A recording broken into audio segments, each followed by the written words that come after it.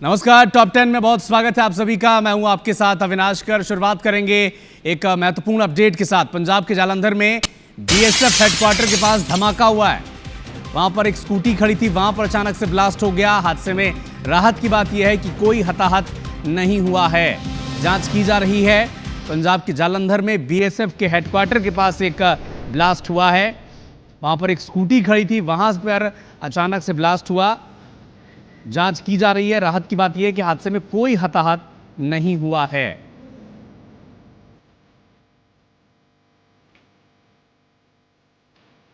तो खड़ी स्कूटी में अचानक से ब्लास्ट की खबर मिली पंजाब के जालंधर से। बीएसएफ के हेडक्वार्टर के ठीक बाहर एक स्कूटी खड़ी थी, जहां पर एकाएक ब्लास्ट हुआ। ये स्कूटी किसकी थी, कैसे वहां पर पहुंची, कैसे ब्लास्ट हुआ, इन तमाम बातों की अब जांच की जा रही है।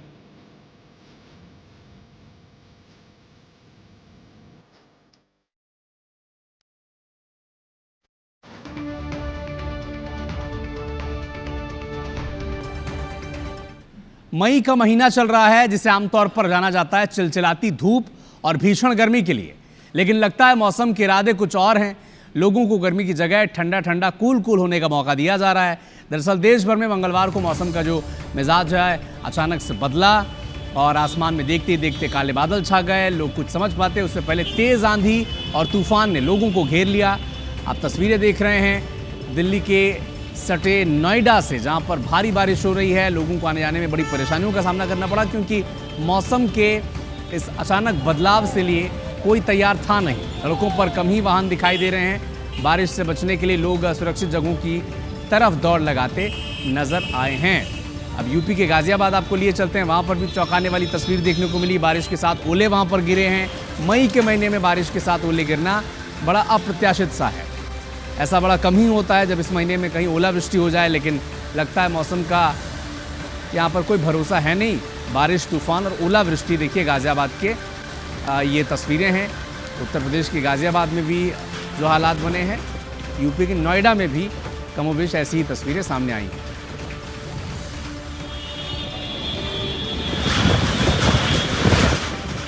तो गाजियाबाद में ओलावृष्टि हुई है। आपने शायद ही कभी सुना होगा भारत में कि मई के महीने में दिल्ली गाजियाबाद में ओलावृष्टि हो जाए। और कल तक जो हालात थे, पूरे देश में चिलचिलाती गर्मी थी, लेकिन आज अचानक से जो मौसम ने करवट ली है और नोएडा समेत कई जगहों पर आज बारिश हुई है। छत्तीसगढ़, मध्य प्रदेश में भी अचानक से मौसम बदला है, वहाँ पर भी बारिश हुई है। लेकिन तस्वीरें आप देख रहे हैं नोएडा और गाजियाबाद।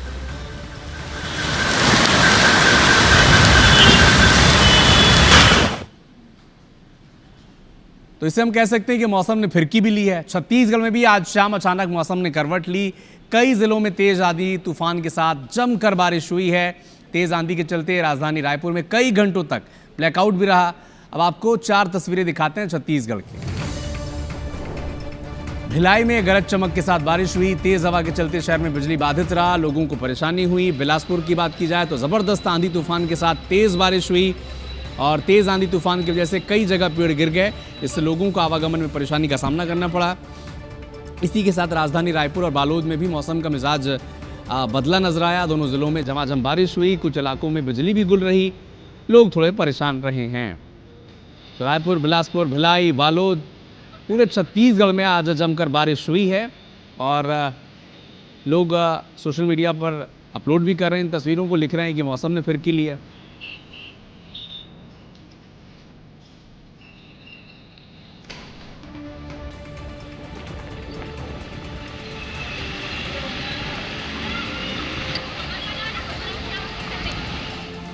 तो मौसम ने करवट ली।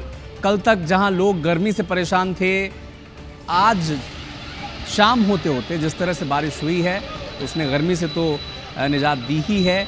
लोगों को थोड़ी ठंडक महसूस हुई है, लेकिन कई जगहों पर ब्लैकआउट के चलते लोग परेशान हो रहे हैं।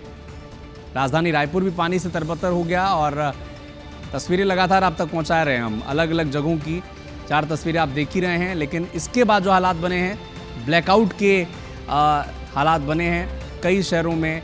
भिलाई उनमें से एक है जहां पर ब्लैकआउट की स्थिति बनी है। लोग परेशान हो रहे हैं बिजली गुल होने से।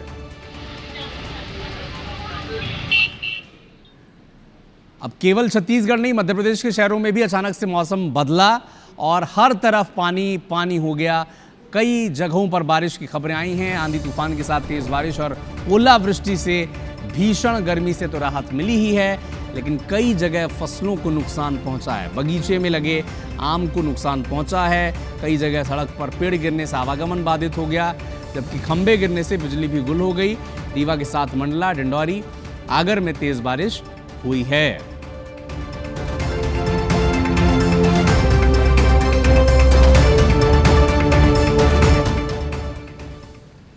महिला सशक्तिकरण की दिशा में काम करने वाली मां बमलेश्वरी फेडरेशन की अध्यक्ष पद्मश्री फूलबासन बाई यादव के अपहरण का एक मामला सामने आया। पुलिस इस मामले में 4 लोगों को हिरासत में लेकर अब पूछताछ कर रही है।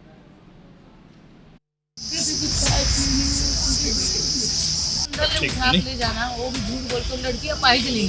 कई बार मेरा मुंह दबाया गया पूरा। राजनांदगांव में पद्मश्री फूलबासन बाई यादव के अपहरण की कोशिश नाकाम हो गई है।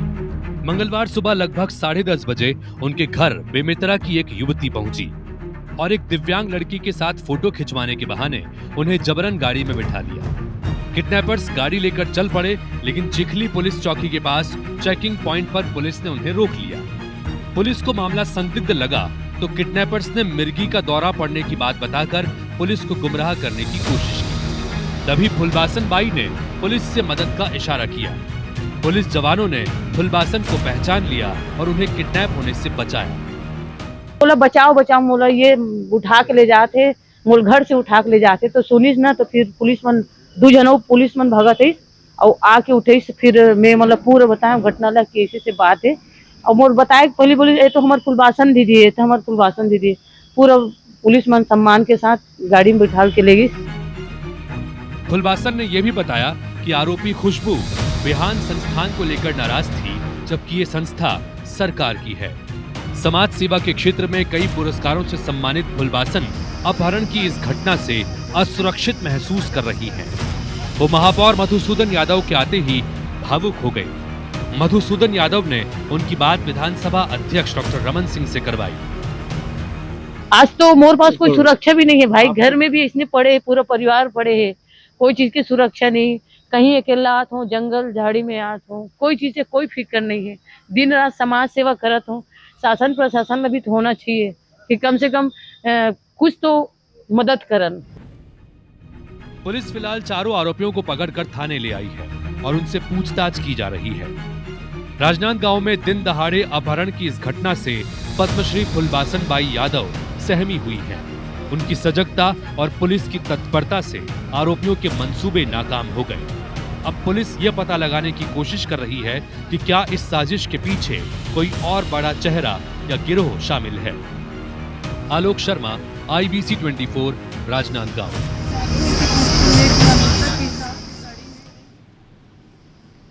सरगुजा में सहकारी बैंक के 28 करोड़ के फर्जीवाड़े ने अब एक नया मोड़ ले लिया है।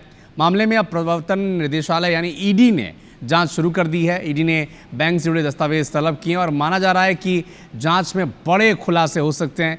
क्या है पूरा मामला, इस रिपोर्ट से आप देखें।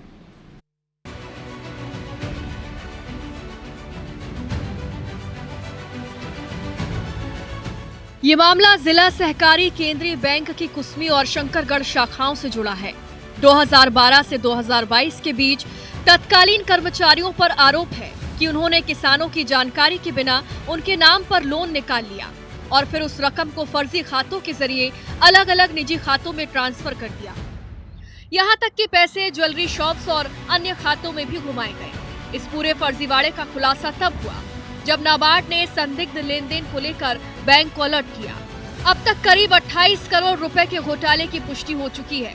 संबंधित अधिकारी उस समय जो था अशोक सोनी और उनके टीम में जो भी थे, उन्होंने किसानों के खाते से पैसा निकाला और सीधा पैसा अपने पास रख लिया किसी और के खाते से ट्रांजैक्शन करके।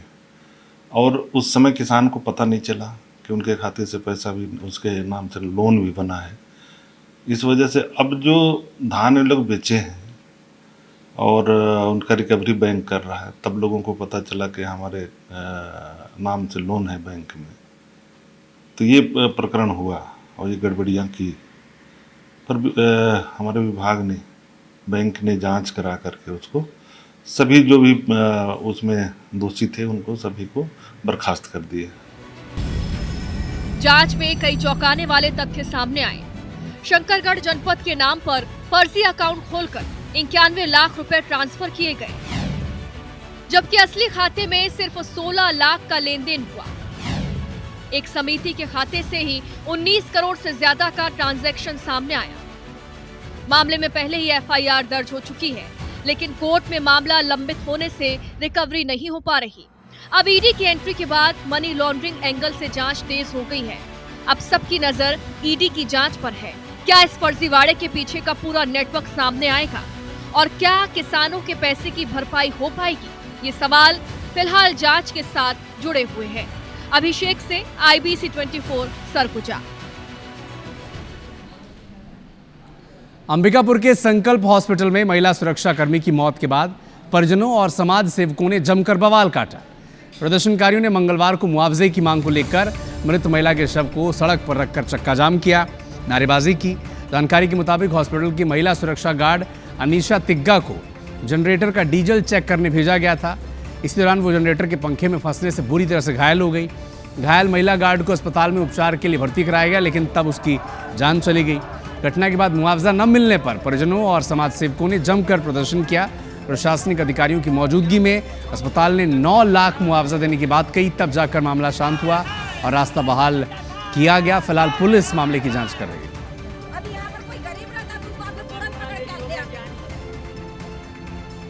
और मेरी मिसेस अनीसा तिग्गा यहाँ काम करती थी, संकल्प हॉस्पिटल में सिक्योरिटी गार्ड काम करती थी। तो जनरेटर में तेल वगैरह डालने गए थे तो चुन्नी वगैरह फंस गया उसमें, तो हादसा हो गया। जी, कल ये बात हुआ था कि उनका कहना है कि आप अभी ले जाइए, हम बाद में जो भी मुआवजा राशि होगा हम बाद में देंगे आपको। घटना मेरे बहन की यहाँ पर संकल्प हॉस्पिटल में काम करने आई थी, काम कर रही थी, मतलब 2-2.5 साल से कर रही थी। मतलब वो उसको शायद जनरेटर में कुछ तेल या कुछ डालने के लिए भेजे गए थे। उसकी छोटी सी बच्ची है,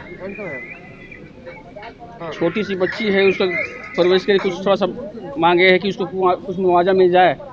संकल्प हॉस्पिटल में सुरक्षा के लिए एक कर्मचारी तैनात थी और जनरेटर चालू करते वक्त किसी कारणवश उसकी चपेट में आने से उसकी मौत हो गई और प्रबंधन के द्वारा 9 लाख रुपए जो मृतक की बिटिया है उनके नाम से देने पर सहमत हुए हैं। भोपाल का सरकारी जेपी अस्पताल, जहां कुछ दिन पहले कलेक्टर ने औचक निरीक्षण कर व्यवस्थाओं पर सख्त नाराजगी जताई थी, जिम्मेदार अधिकारियों को फटकार भी लगाई थी, लेकिन उस फटकार का कितना असर हुआ है ये जानने के लिए IBC 24 की टीम अस्पताल का रियलिटी चेक करने पहुंची। क्या हमने वहां पर पाया है, इस रिपोर्ट से आप समझें।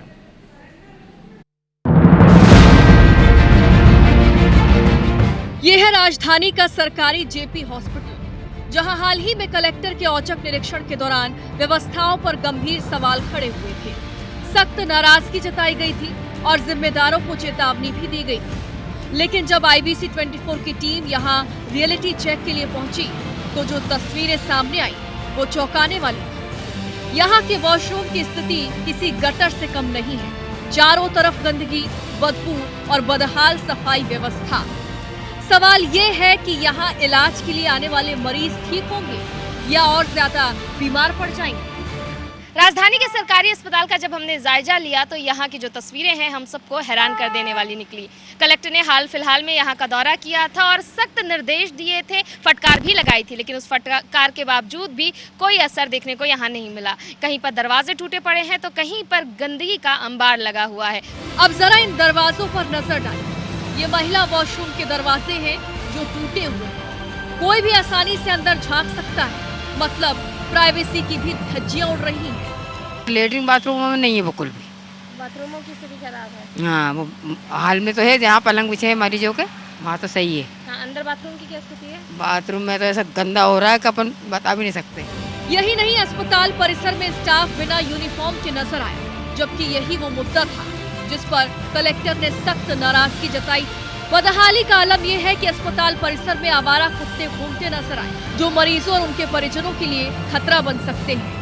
इन्हीं सब बदहाली पर अस्पताल के अधीक्षक से सवाल करने की कोशिश की गई, उनसे मिलने का प्रयास किया गया तो उन्होंने मिलने तक से भी इनकार कर दिया। बातचीत करनी थी तो कोशिश करिए आपके लिए। तो सर बोल रहे हैं, सर ने बोला कि आपको सर बोल रहे हैं कि मिलना ही नहीं है। अभी काम कर रहे हैं, अभी नहीं मिल पाएंगे। कलेक्टर साहब से मुलाकात हुई थी, उनकी उसी विषय में बातचीत करनी है। मतलब नॉर्मल आम जनता से भी ऐसे मिलते नहीं है क्या सर? नहीं मिलते हैं, लेकिन काम कर रहे हैं। काम तो हम भी काम ही से आए हैं, ऐसे फिजूल में दरबार करने नहीं आए हैं। काम ही करो मैडम। आप पर्ची दे दिए ना? पर्ची दी पर्ची तो मैंने सेंड कर दिया। सवाल ये है कि जिम्मेदार काम में व्यस्त जरूर है, लेकिन सवालों के जवाब की जिम्मेदारी भी उन्हीं की है। अस्पताल की ये बदहाल तस्वीरें उनके काम की हकीकत खुद बयां कर रही हैं। अब हमारा सवाल उनसे सीधा सा इतना है कि अगर हमारे सवालों का जवाब देने के लिए आपके पास समय नहीं है तो कम से कम जनता का ख्याल रखने के लिए समय तो है। और ये खबर इसलिए जरूरी है क्योंकि ये सवाल आपका है, आपके स्वास्थ्य का है। कैमरा पर्सन दीपक पाटीदार के साथ साक्षी त्रिपाठी, IBC 24 भोपाल।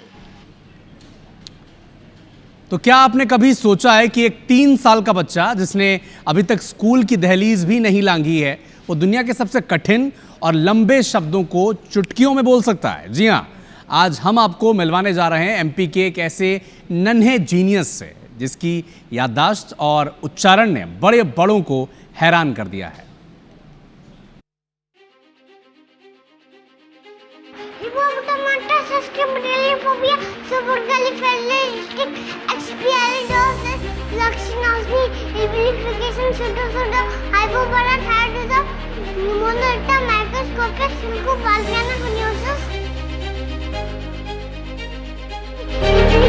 अंग्रेजी के जिन शब्दों को याद करने में बड़ों के पसीने छूट जाएं और जैसे बोलने में जुबान लड़खड़ा जाए, वैसे 5 सबसे लंबे शब्दों को इस बच्चे ने सिर्फ 16 सेकंड में फटाफट बोलकर लोगों को हैरान कर दिया।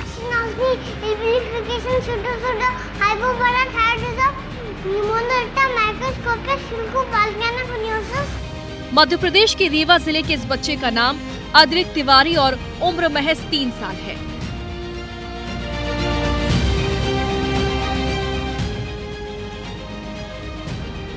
अद्विक के इस असाधारण योग्यता के लिए उसका नाम world book of records London में दर्ज किया गया है। कंट्रीज के कैपिटल 52 कंट्रीज के कैपिटल भी वो जानता है। इवन अभी तो WBR है, उसका IBR में भी 2 वर्ल्ड रिकॉर्ड्स है already. Influencer book of records में भी उसका नाम है। कई रिकॉर्ड्स हैं, इंटरनेशनल बुक ऑफ रिकॉर्ड्स है, जीनियस बुक ऑफ रिकॉर्ड्स है। आई थिंक 7-8 वर्ल्ड रिकॉर्ड्स हैं जिसमें उसका 2 वर्ल्ड रिकॉर्ड्स में उसका नाम है। 1.5 साल की उम्र से बोलना शुरू करने वाले इस नन्हे प्रतिभाशाली बच्चे को कई धार्मिक ग्रंथों का भी ज्ञान है। हैरानी की बात यह है कि अद्विक अभी तक स्कूल तक नहीं गया है। अद्विक की मां योगा इंस्ट्रक्टर और पिता भेल में मैनेजर हैं। उनका कहना है कि अद्विक नई चीजें बहुत जल्दी सीख लेता है। एक दिन बोला बस दिस इज सुपर कैलिफ्रेजिलिस्टिक एक्सपियालिडोसिस, तो वो बोल पाया। तो मुझे लगा यार ये बोल सकता है। फिर मुझे एक और वर्ड पता था, फ्लॉक्सिनोसिनी हिलिपिलिफिकेशन, तो वो भी बोल पाया। फिर ऐसे हमने सोचा कि मतलब सिखाते हैं, 2 वर्ड हो ही गए थे और 2, 3, 4 सिखाते हैं, वो सिखाया।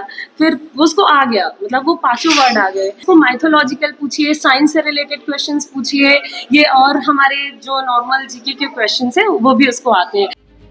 अद्विक की इस उपलब्धि से न केवल उनका परिवार बल्कि पूरा क्षेत्र गर्व महसूस कर रहा है। इतनी छोटी उम्र में ये बड़ी सफलता इस बात का संकेत है कि आने वाले समय में ये नन्हा सितारा देश का नाम पूरी दुनिया में रोशन करेगा।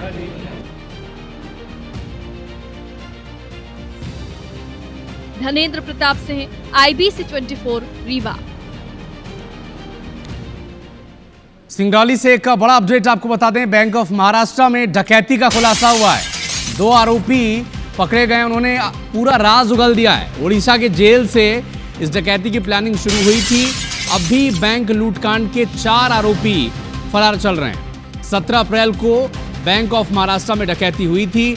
10 करोड़ के सोने और 20 लाख रुपए नकदी इन्होंने डकैती की वारदात को अंजाम दिया था। और अब 2 जो आरोपी हैं वो गिरफ्त में आ चुके हैं और इन्होंने सारा राज उगला है। कहा है कि उड़ीसा के जेल में ये लोग जब बंद थे तब इन्होंने वहां पर डकैती की प्लानिंग की और अब भी बैंक लूटकांड के 4 आरोपी फरार चल रहे हैं। 17 अप्रैल को बैंक ऑफ महाराष्ट्र में डकैती हुई थी। 10 करोड़ के सोने और 20 लाख नकदी डकैती उन्होंने की थी। 2 आरोपी पकड़ गए हैं और सारा राज उन्होंने उगल दिया है।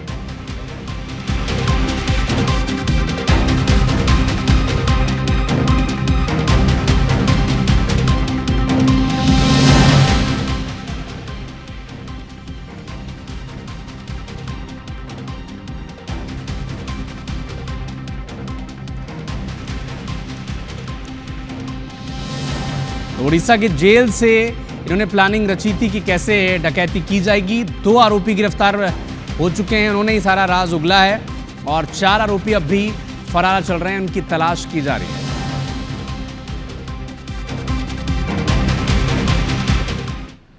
और इसी बीच रायपुर से एक बड़ा अपडेट आपको बता दें। रायपुर में ज्वेलर्स के मैनेजर से लूट हुई है। 1 करोड़ रुपए के सोने चांदी और गहने लूट लिए गए हैं। दुकान बंद कर घर लौटते वक्त उसे टारगेट किया गया। रायपुर के खरोरा इलाके की घटना है। तिल्दाडीही से दुकान बंद कर मैनेजर अपने घर वापस लौट रहा था। तलवार से हमला किया गया। गहने लेकर लुटेरे फरार हो गए। घायल मैनेजर अस्पताल में भर्ती है। एक बड़ा अपडेट आपको बता दें, रायपुर के खरोरा से ज्वेलर्स के मैनेजर से लूट हुई है। 1 करोड़ रुपए के सोने चांदी के गहने की लूट हुई है। और बेहतर अपडेट्स के साथ तहसीन जैदी हमारे सहयोगी जुड़ चुके हैं। तहसीन, बताएं और क्या अपडेट है? देखिए, एक बड़ी लूट की वारदात की खबर सामने आई है। बताया जा रहा है ये खरोरा इलाके में जो थाना स्थित है वहाँ उस इलाके की है वारदात हुई है। और ये बताया जा रहा है विनायक ज्वेलर्स हैं, विनीत सोनी का ये विनायक ज्वेलर्स है खरोरा में। उनकी दूसरी ब्रांच है तिल्दाडीह में, जिसको मैनेजर जो संचालित करते हैं। अभी हालांकि पुलिस के पास भी उस मैनेजर का नाम नहीं है, क्योंकि काफी अफरा तफरी का माहौल है। और ये अभी आधा घंटा पहले की ये वारदात बताई जा रही है। और ये बताया जा रहा है कि ये जो मैनेजर हैं करीब 1 करोड़ रुपए के सोने और चांदी के जेवरात लेके, क्योंकि रात के समय वहां नहीं रखते हैं, वो लेके वापस खरोरा आ रहे थे अपने विनायक ज्वेलर्स में। तभी ये वारदात को अंजाम दिया गया है। और तिल्दाडीह के आसपास ही ये वारदात को अंजाम दिया है। एक बाइक पे 3 अज्ञात लुटेरे थे। उन्होंने पहले इसको रोका है। रोकने के बाद उसके सर पे एकदम तलवार मारी है, 2 वार किए हैं। उसके बाद जो बैग था वो लेके फरार हो गए। अभी क्राइम ब्रांच पुलिस के आला अधिकारी रायपुर ग्रामीण क्षेत्र के और खरोरा थाना पुलिस जो है मौके पे है। और अभी ये बताया जा रहा है कि ये उनसे पूछताछ की जा रही है, क्योंकि उसकी हालत जो है इस लायक नहीं कि कुछ बता पाए। ठीक है मैनेजर। तहसीन, आप नजर बना के रखिएगा इस खबर पर। अपडेट आपसे आगे मिलेंगे। बहुत शुक्रिया। तो फिलहाल इस बुलेटिन में इतना ही, लेकिन देश और दुनिया के साथ एमपी छत्तीसगढ़ के हर अपडेट के लिए आप बने रहिए हमारे साथ। नमस्कार।